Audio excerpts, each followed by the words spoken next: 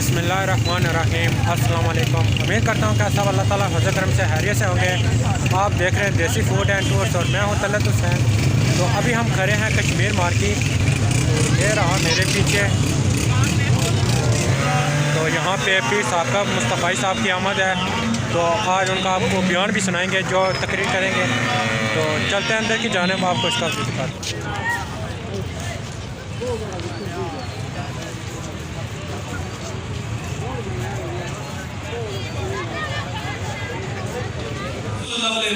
फरमाते मैंने आधी उम्मत का सौदा नहीं किया, मैंने हरगिज़ शफाअत लिया है ताकि आधी क्या शफाअत करके सारी उम्मत को बख्शवाऊंगा। पेश हक मुझदा शफाअत का सुनाते जाएंगे, आप रोते जाएंगे, हमको हंसाते जाएंगे। वुसअतें दी हैं खुदा ने दामने महबूब को, जुर्म खुलते जाएंगे और वो छुपाते जाएंगे। हर नजर कांप उठेगी महशर के दिन, खौफ से हर कलेजा दहल जाएगा। ओढ़ कर काली कमली वो आ जाएंगे, महशर का नक्शा बदल जाएगा। तो हजूर सल्लल्लाहु अलैहि वसल्लम को हक शफाअत दिया गया।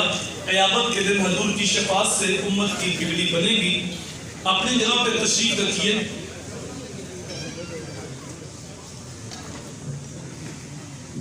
अब बिला तखीर किबला उस्तादी मुकर्रम का बयान शुरू होता है।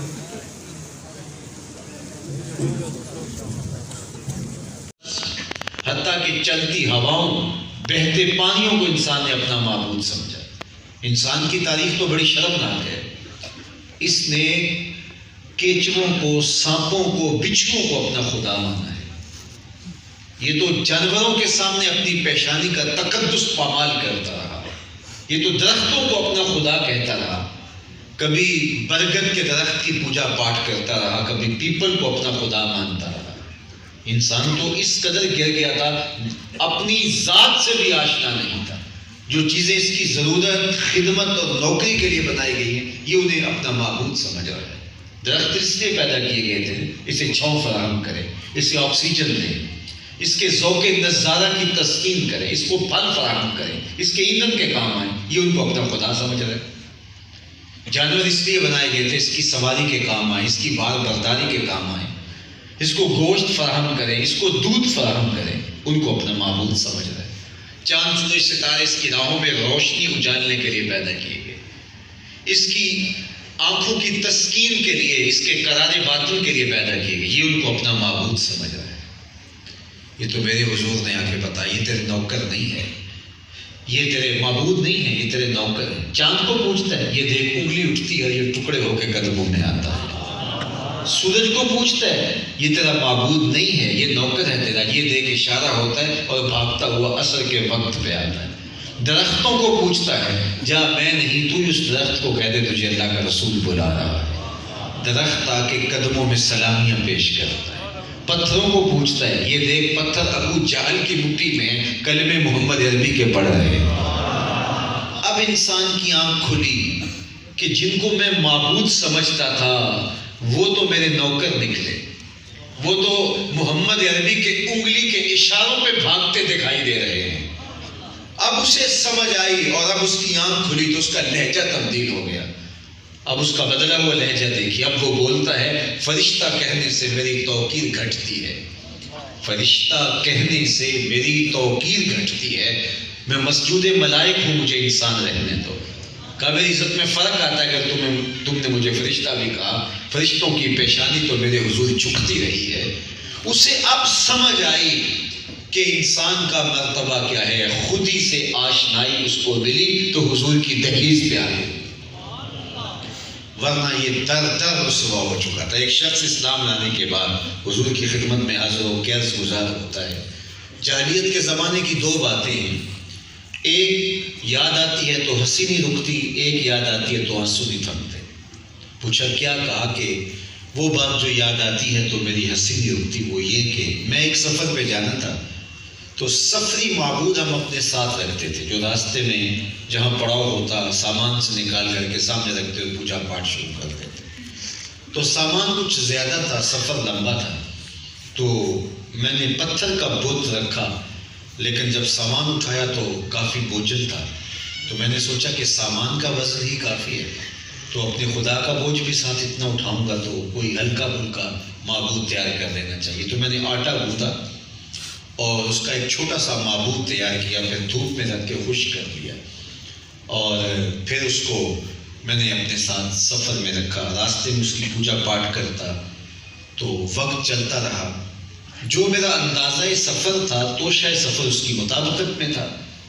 سفر اندازے سے 2 دن کوئی اوپر چلا گیا تو شاید ختم ہو گیا, اور بھوک سے میرا حال برا ہونے لگا. ایک آدھ دن تو میں نے گوارا کیا, لیکن جب انتڑیوں میں بل پڑنے لگے اور میں مجبور ہو گیا تو میں نے تھیلے میں ہاتھ ڈال کر کے اپنے معبود کو نکالا اور پتھر پہ رکھ کے کوٹا, پھر اس کے اندر پانی ڈالا, پھر اس کو گوندھا, پھر روٹی پکائی اور کہا میرے خدا اب کام نہیں آئے گا تو کب آئے گا, اب تو بھوک سے میری جان نکل رہی ہے.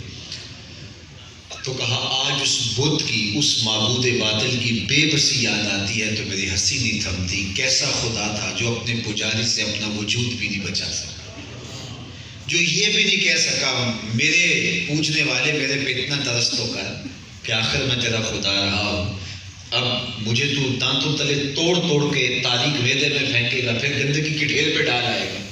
جو یہ بھی عرض کرنے سے قاصر تھا وہ میرا معبود تھا. آج مجھے یاد آتا ہے تو میری ہنسی نہیں تھمتی. میرا ایک دوست تھا تو وہ مجھے ملنے آیا, تو بچپن سے کہیں وہ چائنا چلا گیا تو پھر وہیں کا ہو کے رہ گیا. تو وہ ایک زمانے میں میرے پاس آیا تو میں نے کہا کہ وہاں کے حالات بتائیے کیسے ہیں. تو کہنے لگا کہ وہ آسمان کو چھو رہے ہیں. میں نے کہا میں وہاں کے مادی حالات نہیں پوچھ رہا, میں وہاں کے مذہبی اور سماجی حالات کے حوالے سے آپ سے بات کرنا چاہ رہا. تو اس نے کہا کہ ان کے مذہبی حالات یہ ہیں کہ ان میں سے ایک طبقہ آج بھی بتوں کو پوجتا ہے. اچھا, ان کا خیال یہ ہے کہ ان کو اگر پیسے دیں تو یہ خوش ہوتے ہیں. تو میں نے کہا وہ کیسے پیسے دیتے؟ کہتے وہ بت کے آگے کرنسی جلاتے ہیں. تو جب کرنسی جلتی ہے تو ان کا خیال یہ ہے, ان کا ذوق باطل یہ ہے کہ بت راضی ہوتا ہے تو پھر زیادہ پیسے دیتا ہے. تو اس طرح وہ اس کو خوش کرنے کے لیے اپنی کرنسی بت کے سامنے جلاتے ہیں. تو ساتھ ہی ہنس پڑا, کہنے لگا اب کافی سیانے ہوئے ہو گئے. میں نے کہا کیا مطلب؟ کہا کہ میرا ایک دوست ہے تو بڑا پرلے درجے کا بخیل اور کنجوس ہے. تو ایک دن میں اس کے گھر ملنے گیا تو بت کے آگے کافی زیادہ کرنسی جلا رہا تھا. تو مجھے بڑی حیرت ہوئی کہ یہ تو پھوٹی کوڑی بھی نہیں دیتا اور اتنی زیادہ کرنسی جلا رہے. تو میں نے اس کو کہا کہ یہ کیا کر رہے ہو, اتنے پیسے جلا رہے. تو اس نے کوئی جو آدھ جلے ہوئے نوٹ تھے ان کو پکڑ کے مجھے دکھاتے ہوئے کہا یہ فوٹو کاپی ہے. تو میں نے کہا کہ اپنے خدا سے دھوکہ کر رہے ہو. وہ کہتا ہے اسے کوئی پتہ نہیں چلتا اصلی ہے کہ نہیں. تو یہ ان کا اعتقاد ہے کہ پتھر کی ان بے جان مورتیوں کو کوئی سمجھ نہیں آتی, پھر بھی ان کی پیشانی ان کے آگے جھکتی ہے. یہ انسانی رسوائی ہے کہ نہیں ہے. لیکن میرے حضور نے ہمیں پستیوں سے اٹھا کر بلندیوں تک پہنچایا اور ہماری پیشانی درختوں, اجرام فلکیہ, مظاہر فطرت, پتھروں کی مورتیوں سے ہٹا کر کے ہماری پیشانی ایک رب کے حضور سے گزارے. ساری زندگی اس کا شکریہ ادا کرتے رہیں, حق کے شکر پہ بھی ادا. ورنہ آج بھی ہم در در کے ٹھوکریں کھا رہے ہوتے, آج بھی ہماری پیشانی جھک رہی ہوتی. یہ بالکل آپ کی ہمسائی میں انڈیا بستا ہے, PhD ڈاکٹر ہے, کتنی بڑی اتھارٹی علم کی, لیکن پتھر کی بے جان مورتی کے آگے ہاتھ جوڑ کے کھڑا ہے. اس کی عقل و دانش, اس کی بینش, اس کا فہم و ادراک, اس کی بھاری بھرکم ڈگری, اس کا مطالعہ, اس کا پوری دنیا کے اوپر جو ہے وہ گردش کرنا, پھرنا اور جامعات سے رس نچوڑنا, عرق نچوڑنا, علم کشید کرنا, اس نے کچھ نہیں سکھایا کہ یہ بے جان مورتی اس کا کچھ نہیں کر سکتی.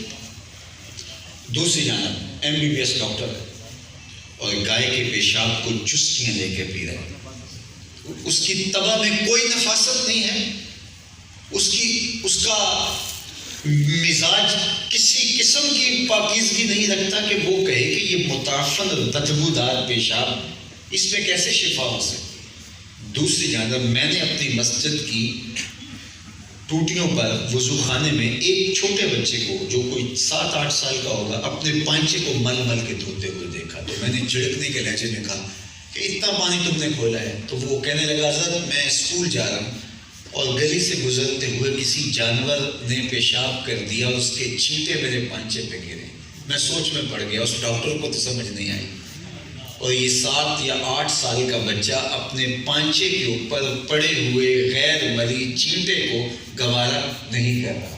یہ کسی درسگاہ کا پڑھا نہیں ہے کہ نجاست خفیفہ و غلیظہ کا فرق جانتا ہو، یہ اسکول جاتا ہوا بچہ پانچے کے اوپر غیر مری معمولی سے چھینٹے بھی گوارا نہیں کرتا، اور وہ MBBS ڈاکٹر ہے اور گائے کے پیشاب کو چسکیاں لے کے تبرک سمجھ کے پی رہا ہے۔ تو اندر سے آواز آئی کہ وہ ہے ڈاکٹر، لیکن اس کے ہاتھ میں دامن میرے حضور کا نہیں ہے، اور یہ ہے بچہ، لیکن ماں نے گٹی میں پیار حضور کا دیا ہے، تقدس روح تک اتر گیا ہے۔ تو شعور اس دہلیز سے ملتا ہے، نور اس چوکھٹ سے ملتا ہے، سارے اجالے اور ساری روشنیاں محمد عربی کے دربار سے ملتی ہیں۔ سید سلیم گیلانی کا ایک شعر ہے، ذرا اس کا حسن ملاحظہ کیجیے۔ نہ خرد کی روشنی تھی نہ جنوں کی آگہی تھی، نہ خرد کی روشنی تھی نہ جنوں کی آگہی تھی، تیری رہبری سے پہلے یہ جہاں جہاں نہیں تھا۔ زندگی کا سارا جمال اور زندگی کی ساری خوبصورتیاں انسان کو ملی ہیں تو حضور کی چوکھٹ سے نصیب ہوئی ہیں۔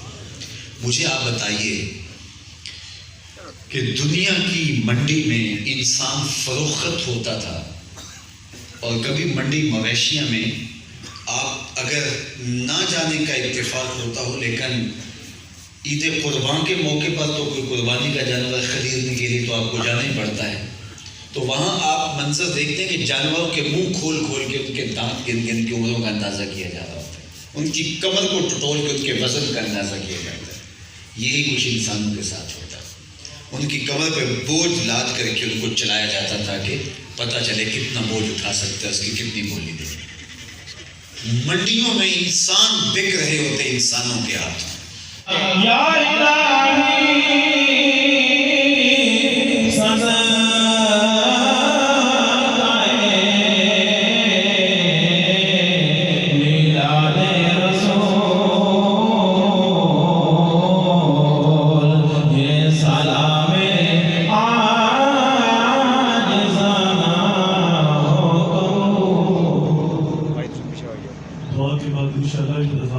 جماعت ہو۔ آمین الصلاۃ والسلام علی اشرف الانبیاء والمرسلین۔ اللہ اٹھے ہوئے ہاتھ کبھی خالی ہوں اور پھیلی ہوئی جھولیاں رحمتوں سے بھر دی، وقت کی بہاریں نصیب ہوں، مقدر کی خزائیں وسعت فرما۔ اللہ تیرے حضور اتنے لوگوں کے پھیلے ہوئے ہاتھ التجا پیش کر رہے ہیں، مالک امت مسلموں کو تغلب عطا کرنا، ایسا غلبہ کہ تیرے محبوب کی ناموس کی طرف کوئی میلی نظر سے دیکھنے کی ہمت نہ کر سکے۔ اللہ امت مسلمہ کو ہر جگہ پہ غلبہ نصیب کر، پاکستان کو طاقت، شوکت اور حشمت عطا کر۔ اے اللہ کشمیر کو آزادی کی نعمت سے مالا مال، ظلم اور جبر کی باہوں میں کسے ہوئے کراہتے ہوئے مجبوروں کی مدد، نصرت اور اعانت فرما۔ اللہ اپنا خاص کرم کشمیر کے علاوہ جہاں جہاں امت مسلمہ ظلم اور جبر کی باہوں میں کسی کرا رہی ہے، چاہے وہ فلسطین میں ہیں، چاہے وہ یمن میں ہیں، چاہے وہ دنیا کے کسی اور خطے میں ہیں، خانہ جنگی کی آگ میں جلتے جلستے ہوئے شامی مسلمان ہیں، اللہ سب کی مدد فرما، اللہ سب کو خیر کی راہیں عطا کر۔ اللہ میرے ملک کو اپنی خاص پناہ، امان اور حفاظتوں کا حصہ دے۔ ادارۃ المصطفیٰ حلقہ ڈڈیال کے جملہ ذمہ داران، جملہ کارکن اور آنے والے سارے شرکاء کو اس اجتماع کی برکتیں یہاں سے ہٹنے سے پہلے ان کے نامہ اعمال میں ڈال دے۔ اللہ ان کی زندگیوں میں رحمت نازل کرے، ان کے گھروں میں برکتیں ان کے جانے سے پہلے بھیج دے، اپنی خاص عنایت مقصود فرما۔ یہاں درس قرآن کے جو سلسلے ہیں ان میں برکتیں عطا کر، اپنے محبوب کی غلامی میں زندگی سی میں موت عطا کر، ہمیں 5 گانا نماز کے سجدے عطا کر۔ اللہ ہمیں خیالوں کی طہارتیں دے دے، ہمیں سوچوں کی پاکیزگی دے، ہمیں حج کی سعادت سے بہرہ بر فرما۔ اللہ ہمیں رزق حلال، رزق وسیع، رزق سہل، رزق مبارک اور رزق فراوان عطا کر، ہمیں حرام کے لقمے سے بھی محفوظ فرما۔ گزشتہ روز حاجی محمود حسین صاحب انتقال کر گئے. آپ سارے لوگوں کی آمین کے ساتھ ان کے لیے